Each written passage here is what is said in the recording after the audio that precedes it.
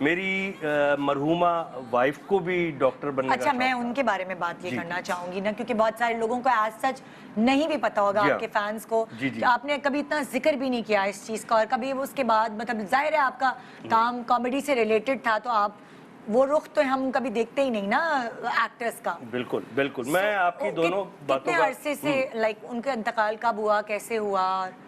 اچھا یہ ہوا ایسے کہ آپ کے پہلے سوال کا جو پہلا حصہ ہے کہ کیا ہوا وہ میں بتا دیتا ہوں. 2012 میں ان کو کینسر ڈائگنوسس ہوا اس کا، اور پھر وہ اووری کینسر تھا اس کا، اوویرین کینسر.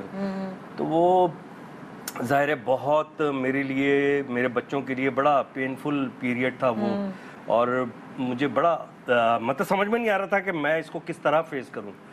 لیکن بس اللہ تعالیٰ، یہ لوگ تو بہت چھوٹے چھوٹے ہوں گے، بہت ظاہر ہے یہ بات ہے. میں او لیولز میں تھا اس وقت، کلاس 9 میں، اور یہ کلاس 7 میں تھی. او مائی گاڈ. تو کتنے عرصے انہوں نے فائٹ کی کینسر سے؟ انہوں نے 6 سال فائٹ کی. 2012 میں ہوا اور 2018 تک وہ فائٹ کرتی رہی، اور بہت وہ ہمت والی تھی. اب میں سوچتا ہوں ایک عجیب سے ٹرانس میں وہ سوچ کے اس سوال کے بعد چلا گیا ہوں. تو لیکن بہرحال اللہ تعالیٰ ہمت دینے والا ہے.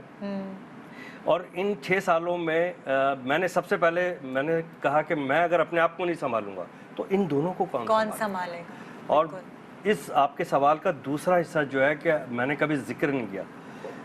ذکر میں نے اس لیے نہیں کیا ندا، دیکھیے اصل میں ویسے لوگ جو ٹیلی ویژن پہ آ کے اس طرح کی کوئی چیز بتاتے ہیں، خاص طور پر کوئی ایکٹر یا کوئی بھی شوبز پرسنالٹی آ کے بتائے گی نا، سب سے پہلے لوگ یہ سمجھتے ہیں کہ ان کو کسی امداد کی ضرورت ہے.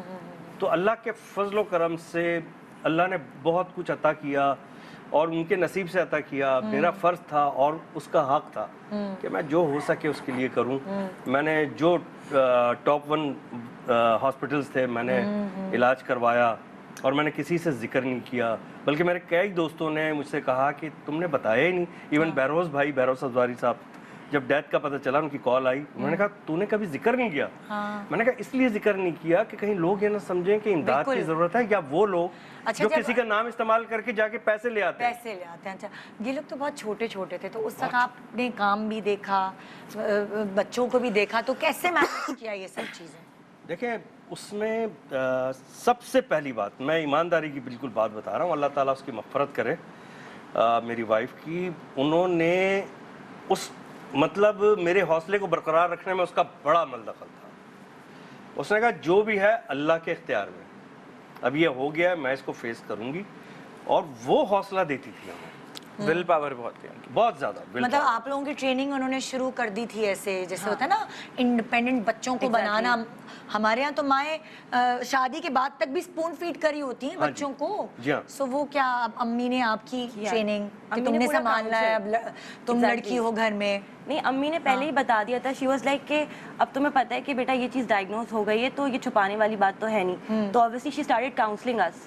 تو اس حساب سے شروع میں obviously بہت ایک ایموشنل چیز تھی، آپ کو فیل ہوتا ہے، بٹ اس کے بعد انہیں اتنا پریکٹیکل ہمیں کر دیا تھا کہ we were very independent. اسی وقت اس دوران ہم ہو گئے تھے. تمہیں سمجھائیں سب باہر کی چیزیں ساری، کیونکہ ظاہر ہے جب یہ بزی ہوتے ہوں گے تو وہی دیکھتی ہوں گی نا. ان کی جو ماں کی ممتا تھی نا، انہوں نے کاؤنسلنگ تو اسٹارٹ کر دی تھی، لیکن when she was on death bed تو تب بھی ان کے اندر یہ ہوتا تھا کہ یار میرے اندر اگر تھوڑی سی بھی ایک ذرہ برابر بھی ہمت بچے تو میں اپنے بچوں کے لیے خود اپنے ہاتھ سے کھانا بنا لوں، کسی میڈ سے نہ بنواؤں. تو وہ ان کے اندر اینڈ ٹائم تک تھی.